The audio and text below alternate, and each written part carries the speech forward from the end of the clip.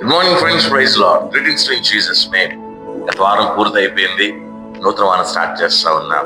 Please not be under the shadow of last week ఎదురైన ఓటమి, నిందల, అవమానాలు ఆ నీడలో, ఆ షాడోలో ఉండొద్దని మీరు ప్రేమతో అని చేస్తాను. New week is a new beginning.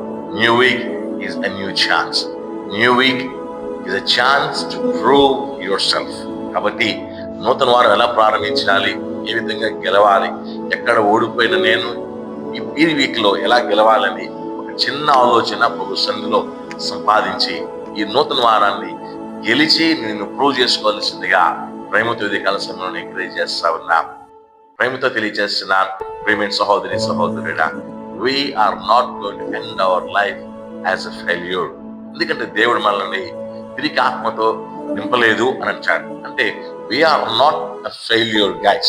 We are not going to end our life as a failure. We are going to complete our life with success, and we are going to complete the life with success, and that story is going to go forward for children. ప్రేమతో మనం చేస్తా ఉన్నాను. Please do not be in the past week. వారం పూర్తయిపోయింది, నూతన వారం is a నూతన అవకాశం. కాబట్టి ఈ నూతన వారంలో ప్రభులో ఘనంగా ప్రభు వైపు చూస్తూ గెలిచే వారినిగా నేను ప్రిపేర్ చేసుకోవాల్సిందిగా ప్రేమతో మనం చేస్తా ఉన్నాను. దేవుడు ఇచ్చిన ఆయుష్లో, దేవుడు ఇచ్చిన నూతన వారపు కృపలో కనుక నడిపించబడాలని.